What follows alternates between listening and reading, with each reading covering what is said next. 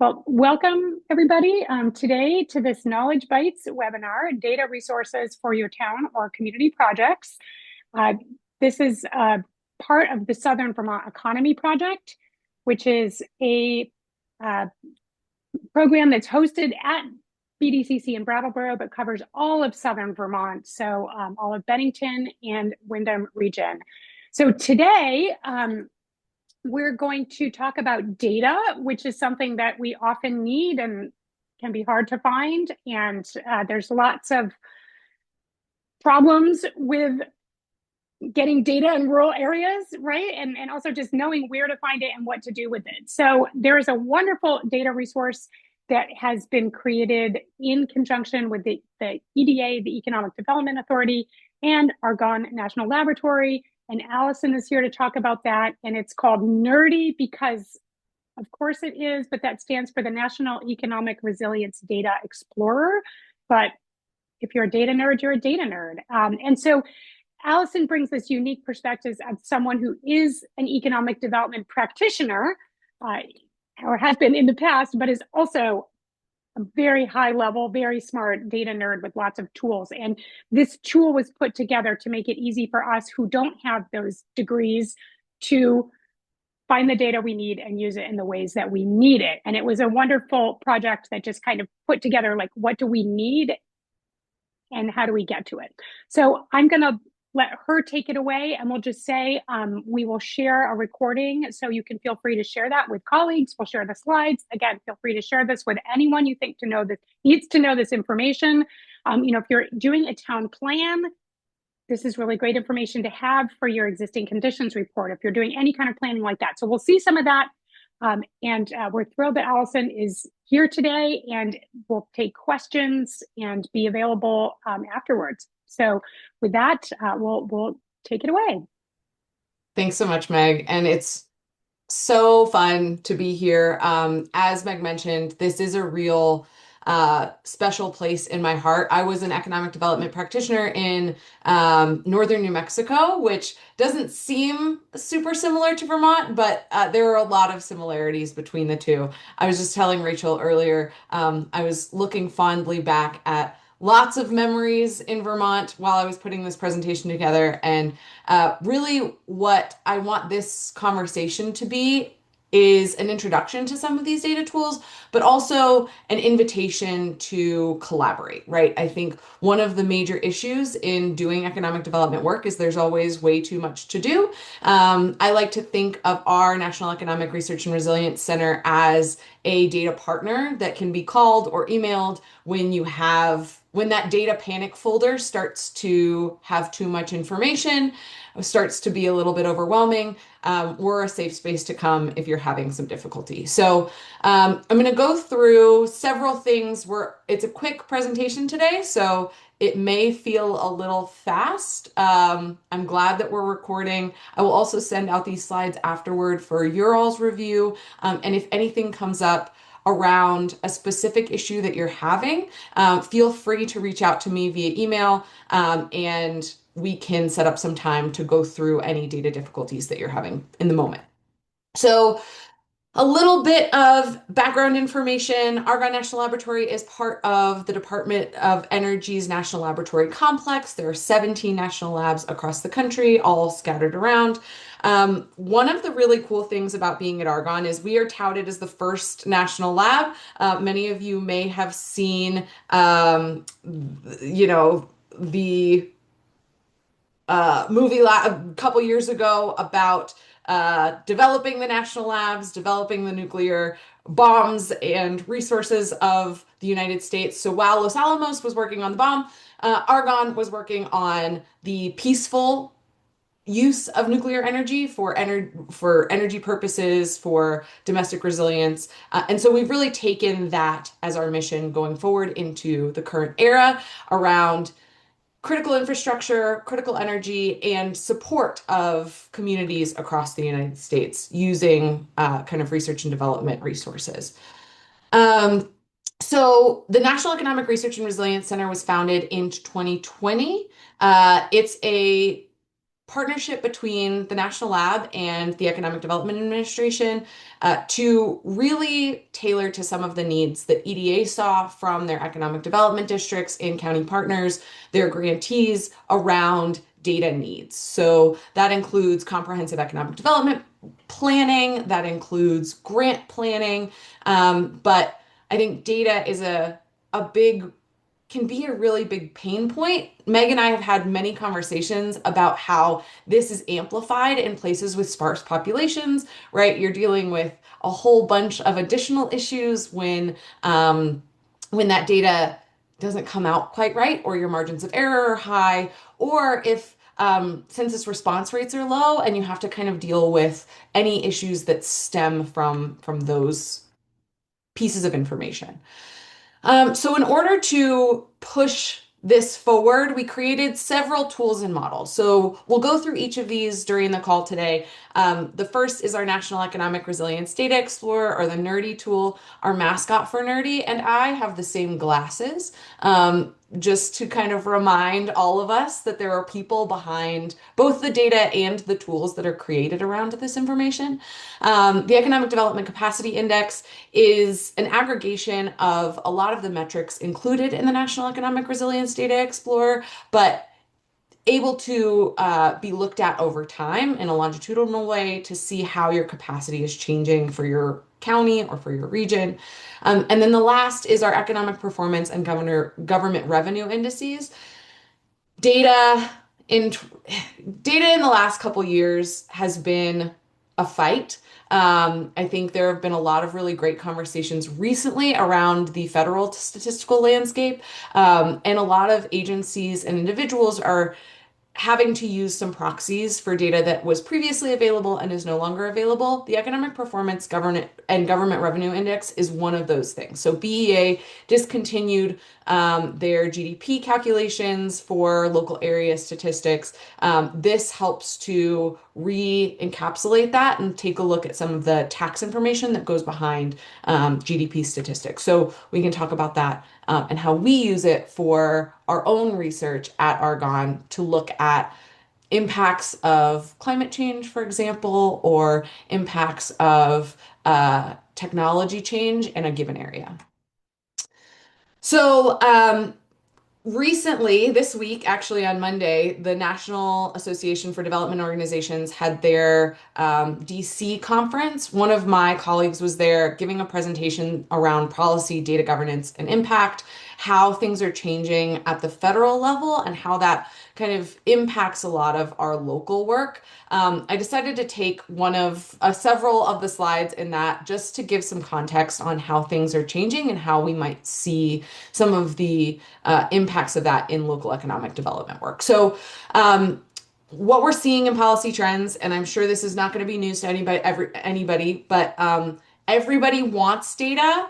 The scaffolding for data collection and data support is not there, right? There's the large assumption that everyone has data and it's useful and it's telling the story easily. I think one of the things that we constantly try to support is the fact that that is not true, right? So data is not easy to access. It is not easy to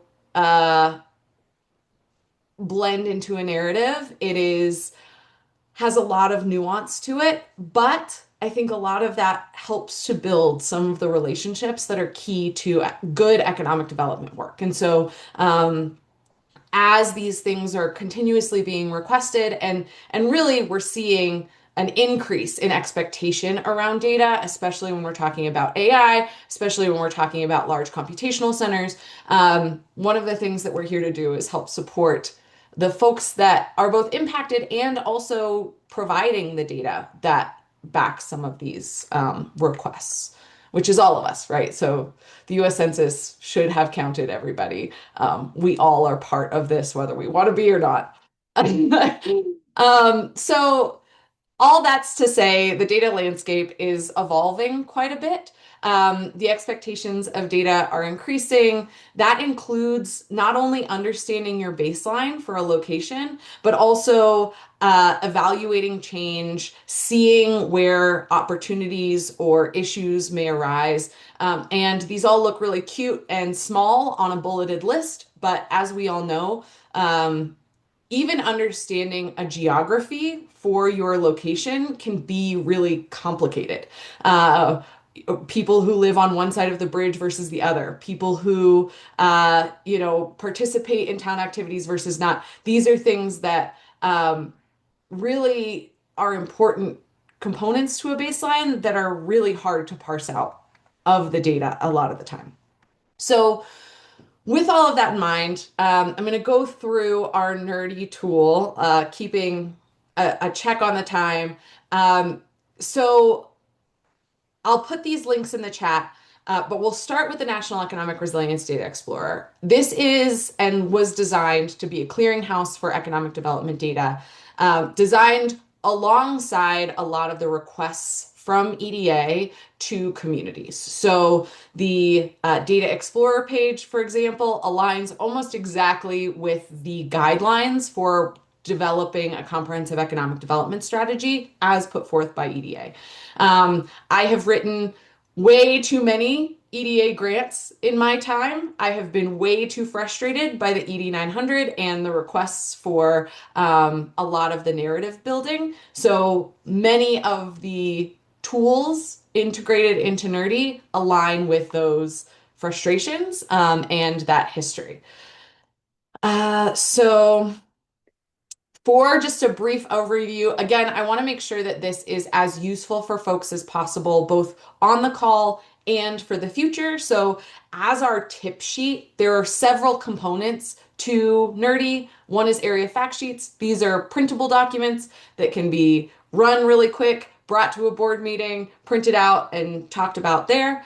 Economic Development Capacity Index, we talked about a little bit and we'll go into more detail, but that helps with site selection and attraction. That helps with grant applications. The distress statistics generator directly aligns with the EDA grant NOFO.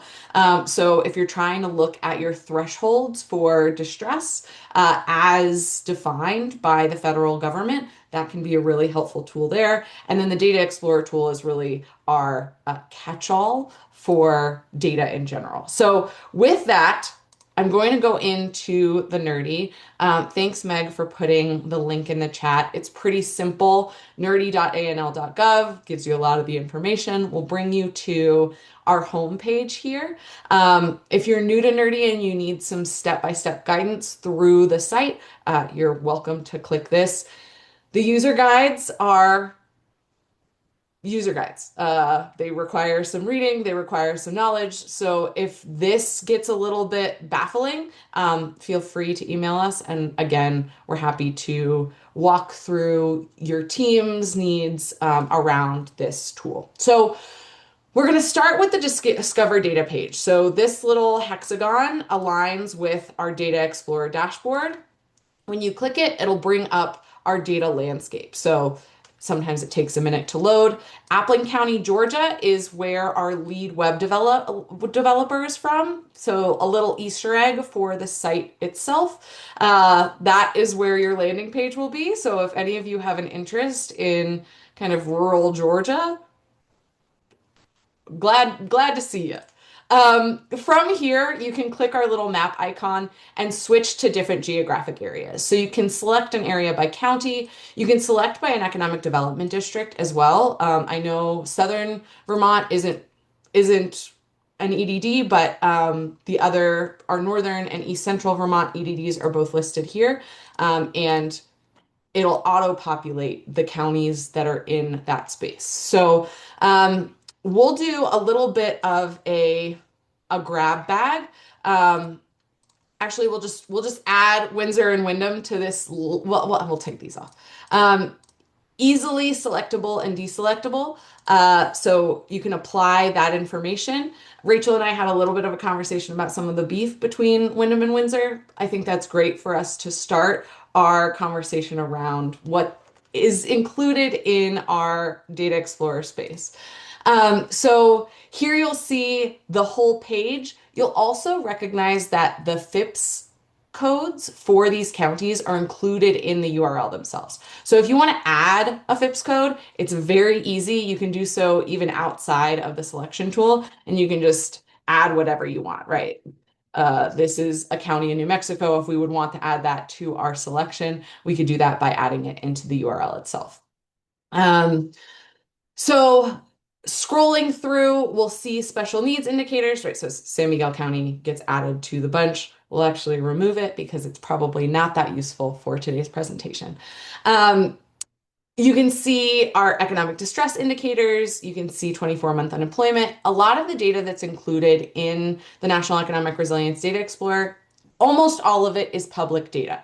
Almost all of it comes from either the census, the Bureau of Labor Statistics, or the Bureau of Economic Analysis. So if you're data people, a lot of it won't be news to you, but one of the really helpful things is to have it in a single location. We have different genres of data, right? So we start with the summary section, we go into demographics, housing and infrastructure, workforce, local economy, industry trends, and risk and resilience. I do want to point out briefly that our Economic Development Capacity Index makes a little bit of an appearance here in two spaces. So we did a quick review of where your area stands out. Windsor County, for example, has a very high population with high school and above education. Both counties do. There's high healthcare professionals per capita. I was saying to Rachel just before the call, Long Trail Brewing is one of my favorite places in the United States. That doesn't make it to the EDCI, but maybe this is something that we put in later is areas of interest or points of interest for your location. Um, so again, you can go through each county and see their economic development capacity index category percentiles. I'm not going to go through each of these sections because you can do that on your own. And also, a lot of it may be familiar information. I recommend going through alongside some of your planning documents and just making sure that everything feels correct. Again, all of this information comes from the federal government, but we want to make sure it's as useful as possible for people. The two places that I always recommend people take an extra look is at our local economy section. So this is where our county economic performance index and our state and local government revenue index reside. These are two really helpful spaces when thinking about your local economy. So this changes the SEPI records county level GDP over time. And you can see that Windham County has a fairly seasonal GDP, as is expected for, I think, a lot of the counties throughout Vermont.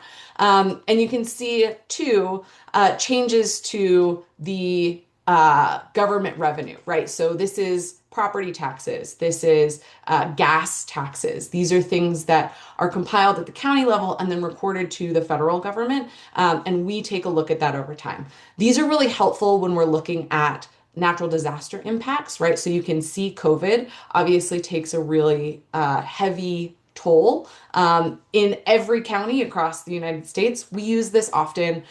Recently, we were brought on two FEMA projects regarding large wildfires. This can be really helpful to look at the impact of those types of things. Wildfires, hurricanes, large ice storms often can be seen within our LGRVI. The last space that I really think is important is our risk and resilience section.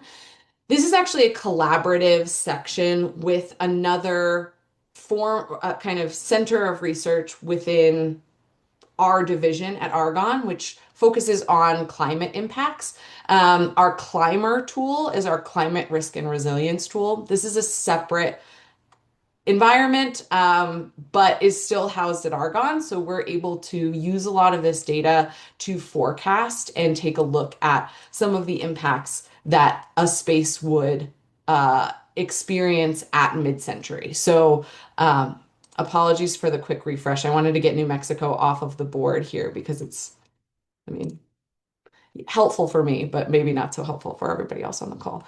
But as you can see, we're expecting at mid-century, so that's 2050, we're expecting more days without precipitation, higher temperatures,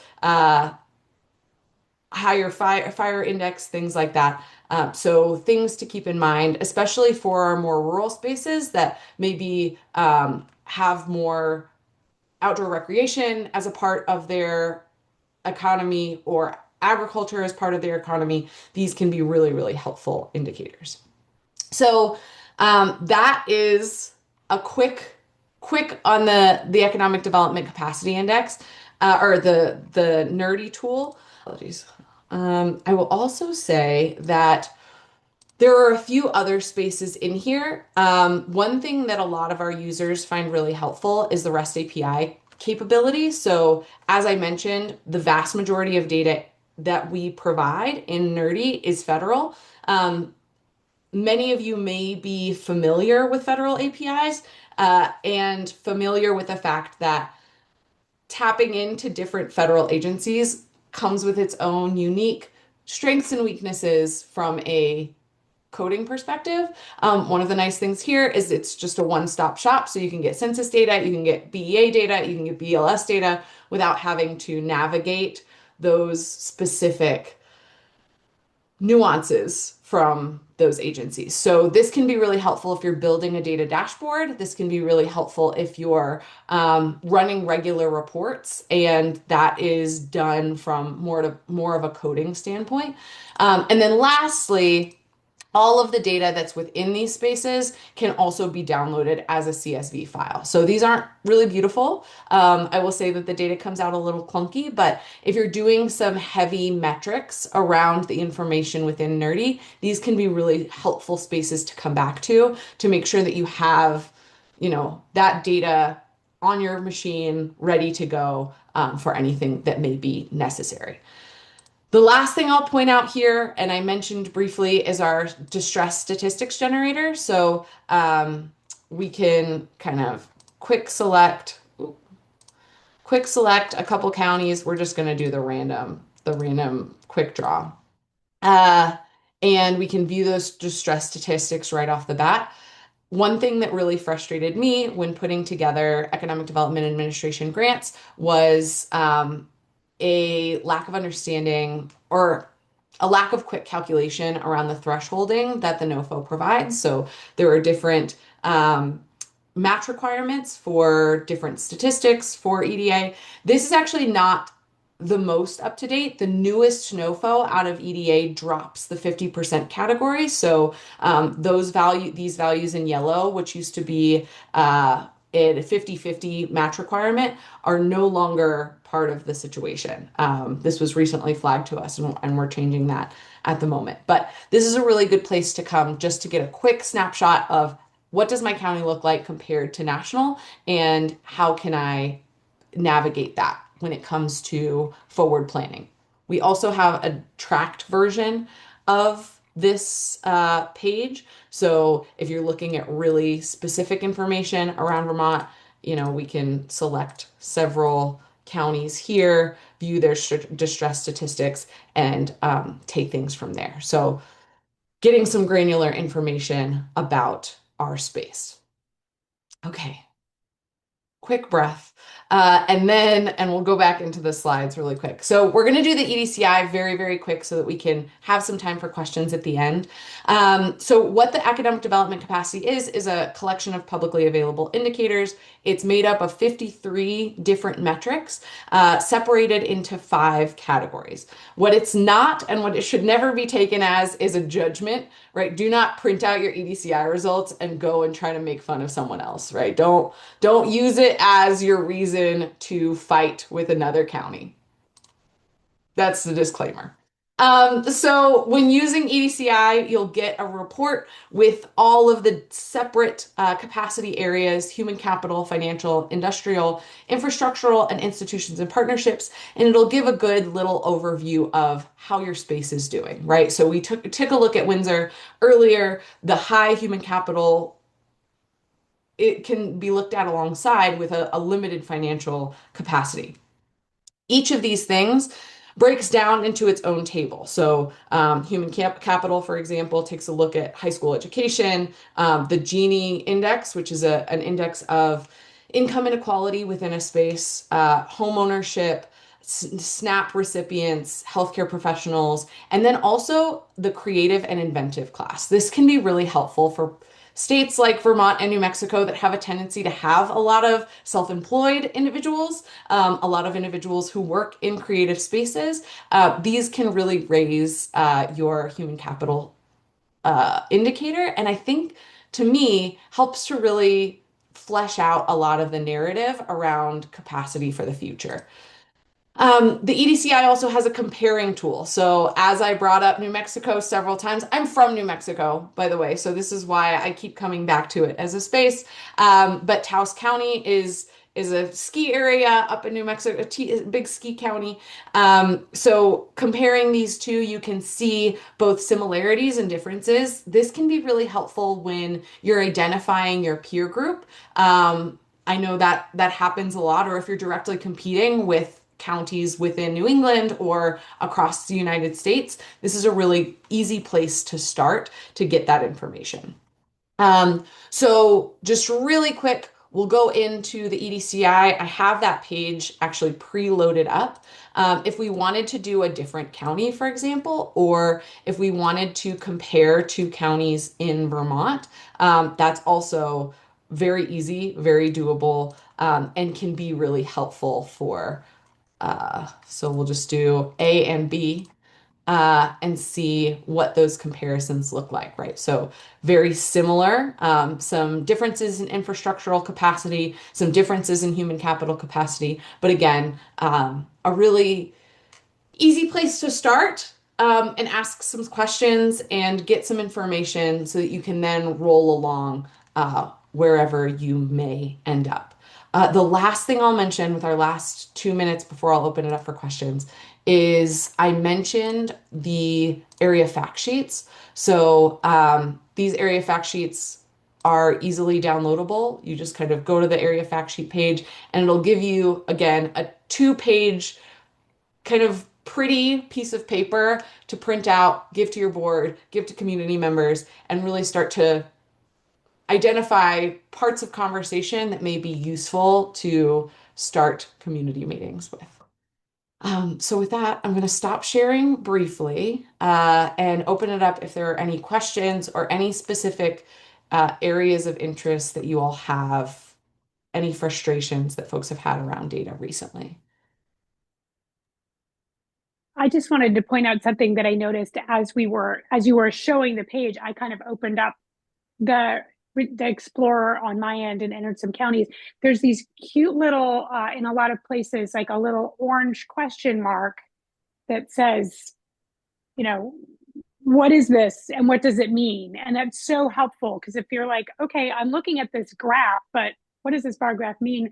It'll say, you know, that's what we're talking about, right? Or this is where we got the data from. And if you want to see more, you can go in there. So it often has like a link to you to take you further. So if there's a particular piece of data that you've pulled up in the nerdy, but you really want to like get into that more, there's that you can go into the information and it will often tell you if you want more, go to we got this from FEMA and you can go to their site, go there, you know.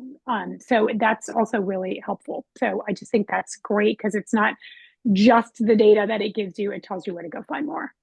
Yeah, Meg, to that point too, we each of the tables and graphs on the site should have a view sources button or a hamburger menu up in the corner.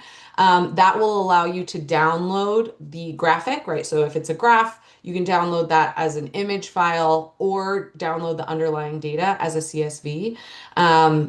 So that's pretty easy, and it'll give you the underlying information.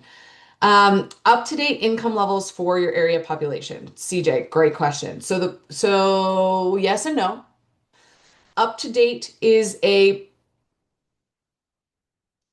hard statement, right? So the information, it comes from the American Community Survey's 5-year annual average updates. So it takes the last 5 years and essentially averages those to provide information for the current year.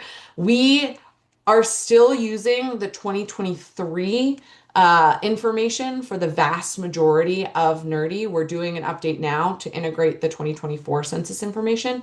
But again, 2024 was 2 years ago. This is the cadence that we are in because of the need to make sure that that data is as valid as possible. So yes and no. We are beholden to federal data release schedules. But this is also something we talk about internally, how we might be able to introduce some alternative data sources that may help to identify point in time changes, right? So like if some shock hits your community and it's not showing up, how might we able to uh, flag that for folks so that they can do some additional work internally? Yeah, Brian.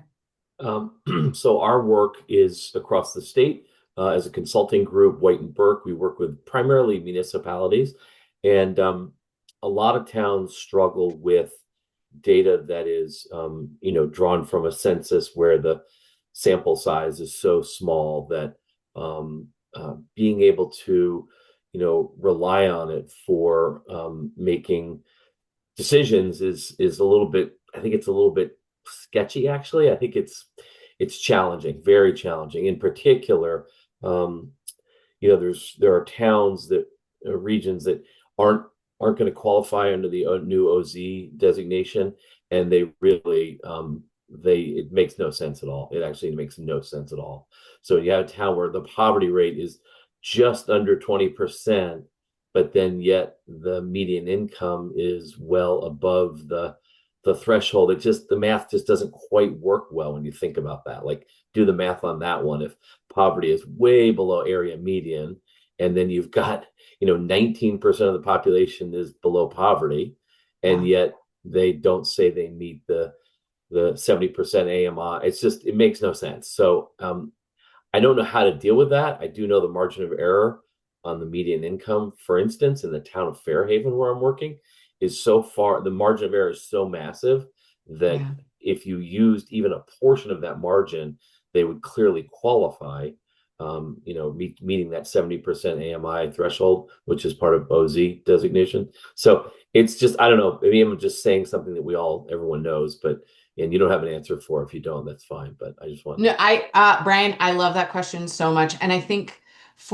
again, right, so a lot of our towns look very similar, right? So, a lot of second homes, a lot of questionable, uh, uh, population statistics around who actually lives here and is part of the local economy versus who registered a home here and may live in Boston, California, who knows. So I think there's one component. Another component is I mentioned the Gini index earlier. That is a measure of economic inequality within a space that can really help to identify what your distribution of income looks like within a space, right? So if you've got a bunch of really rich people and a bunch of really poor people, there's a huge problem. There's a gap there that I think from a policy perspective, I'm not a policy person, thank goodness. But from a policy perspective, I think that's really important information to say if we're identifying opportunity zones, if we're identifying spaces for investment, you want to focus on places that have a necessary gap to bring people into a unified distribution of income, right? So all that's to say, I think everyone on this call should thank the fact that I don't do policy work because I'm not very friendly. But I love data, right? And I often use these calls as gathering information to inform. We have really good relationships with census. We have really good relationships with a lot of the federal staffers who do a lot of the statistical agency work. And so I think this is something that's really helpful for me to pass on, especially for communities with high margins of error for information, and also communities that have that bimodal income distribution. So no good information, but I would say within any letters that you all can write that mention that gap, um, identifying the Gini index, identifying some of the spaces. One of the newest uh, updates we have coming down the pipeline for Nerdy is a distribution graph of income in an area. I think that'll be, I'm happy to email you guys when that's online because I think that would be really helpful for exactly the situation that you're talking about, Brian. Great, thank Alison, you. will And it you does. remind us where you That's just good. find that information again? Because I'm looking on my thing and I'm like, wait, shoot, I wasn't paying enough Yes. attention. Yeah, yeah. Which So the piece? Gini index is included in the EDCI Okay, under the human capital got it. area component, but it comes Great, from the census and it's GINI, named after this right. Italian. Great. Thank you. I'm writing that down now the second time Yeah, around. yeah, That's yeah. a good And too. so I am kind of a little bit about my personal history. I'm a statistician by training, but I've worked in economics for the last 20 years. And early on in my career, the Gini index was something that I was obsessed with because I had done a lot of international development economics, which is where this index was originally debuted, I guess, or used, is in the international development economics environment. And so something that I think as we gather more information internally as a country, it's really helpful to have that type of metric to take a look at our communities. Thank you.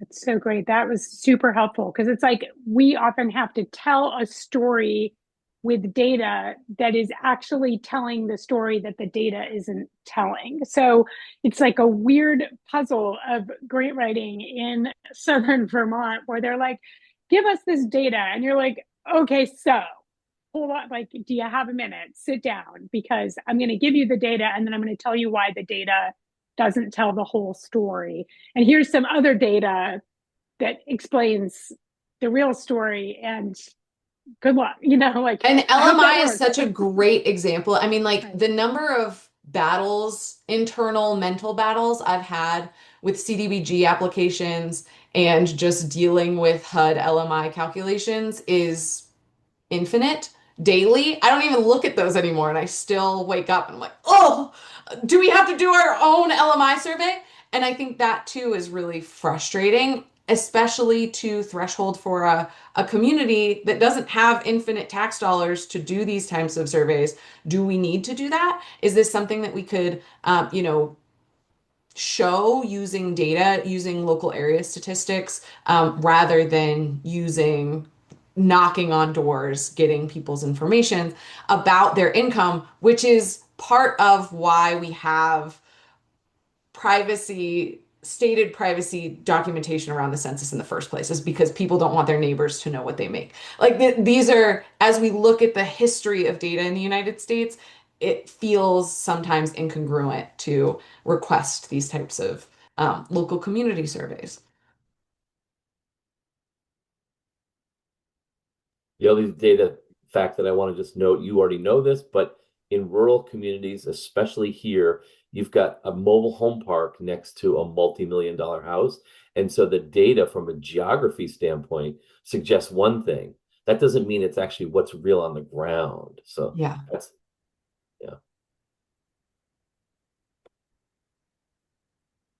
Yeah, and I think Brian, to that point too, when we talk about planning, right? When we talk about incomes or like impact studies, right?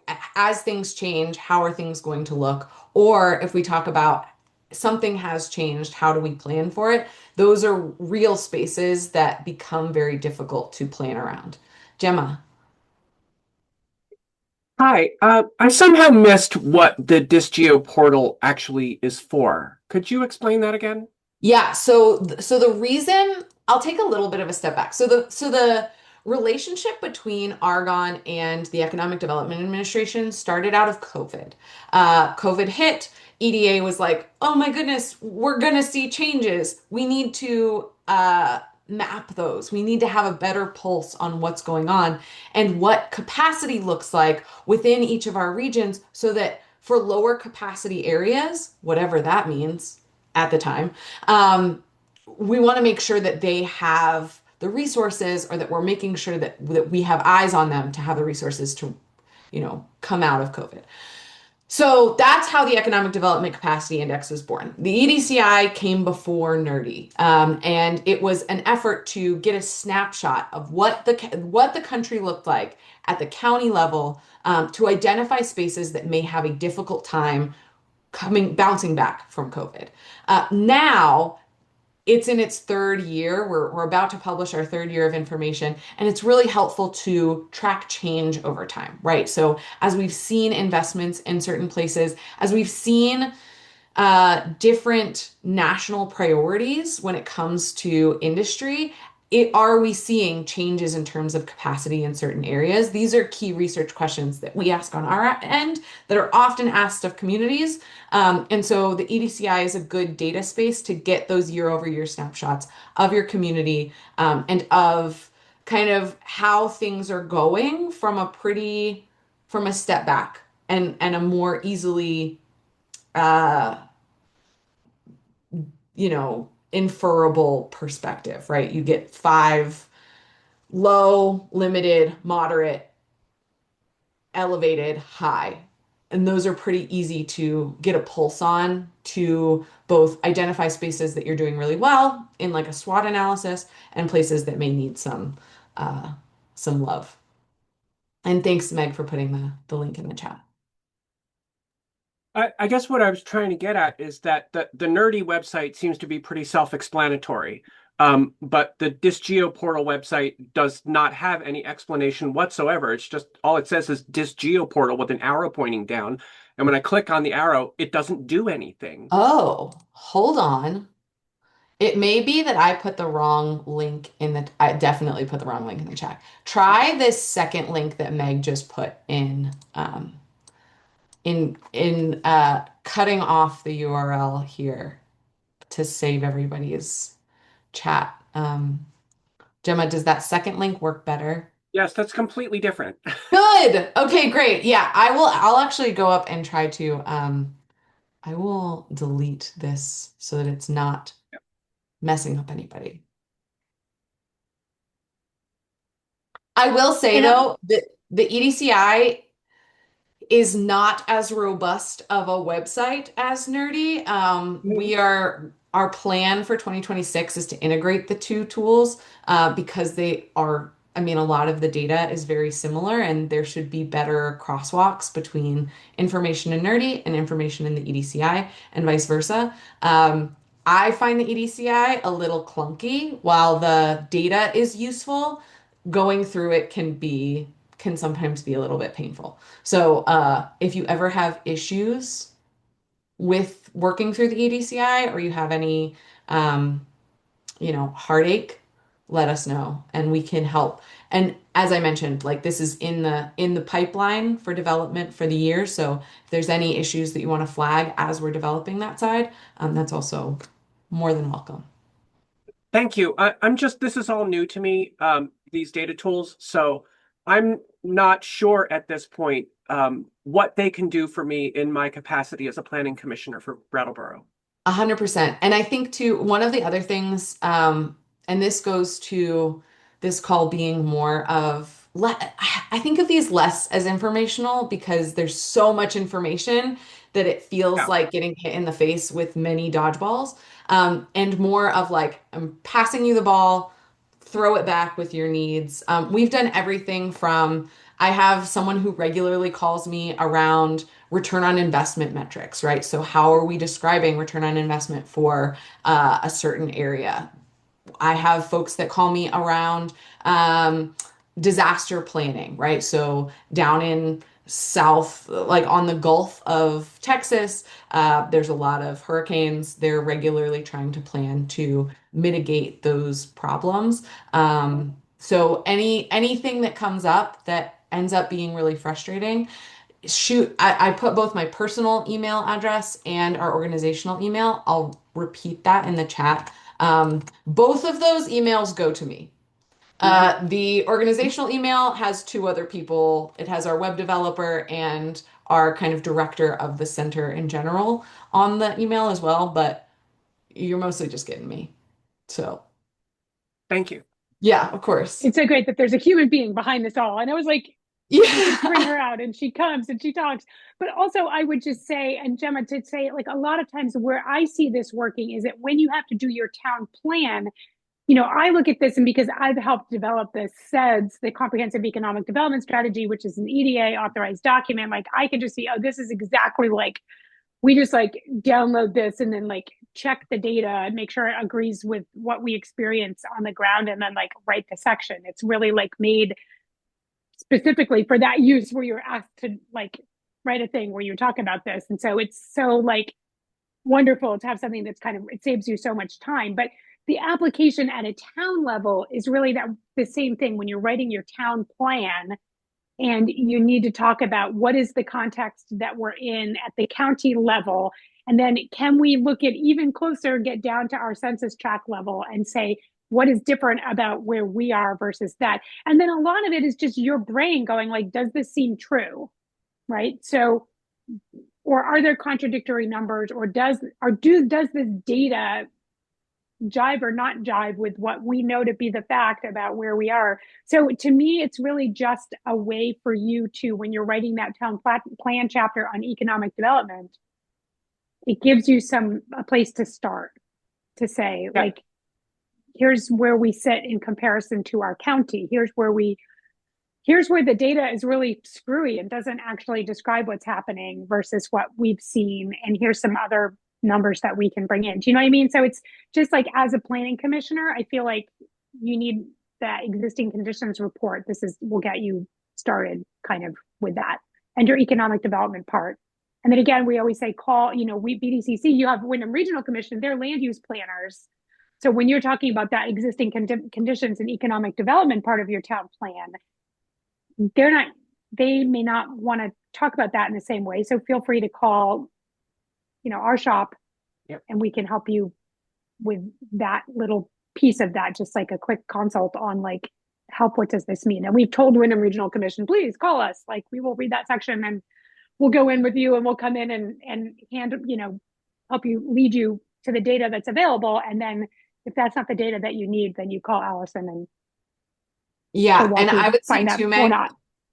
one of the major places that I would say to take a look are at both the industry and the workforce sections.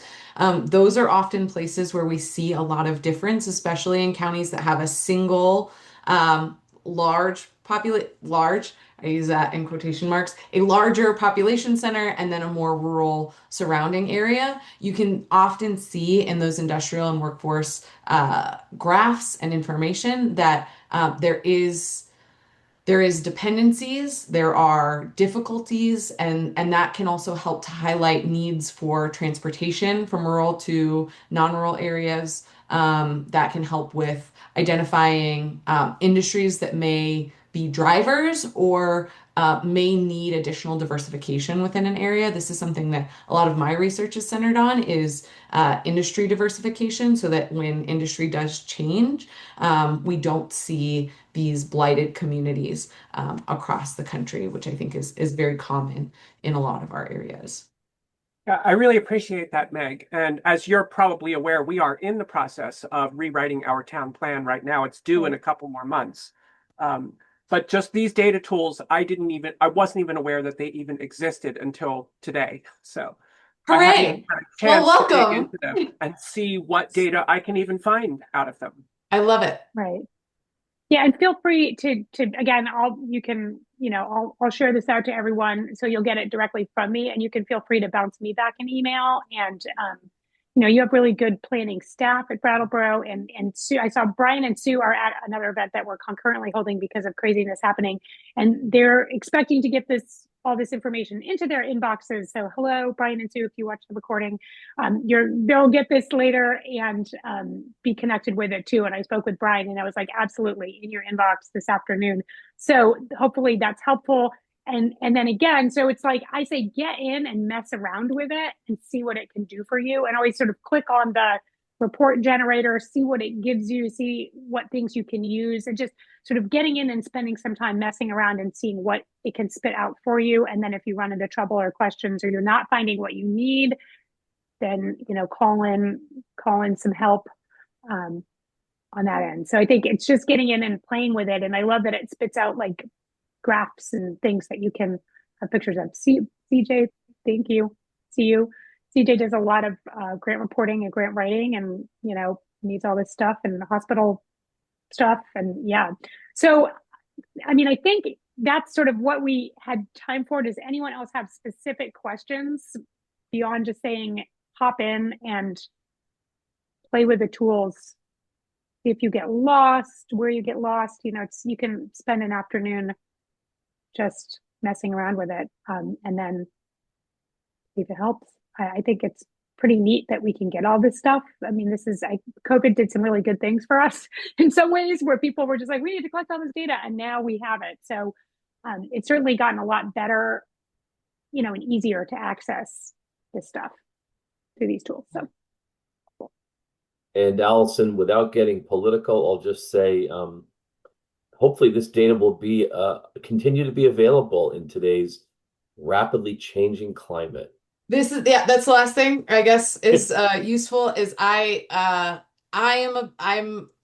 part of our American Statistical Association within the United States. There's a huge push towards making sure that our statistical agencies within the federal government are supported, are robust, are nonpartisan, are structurally sound.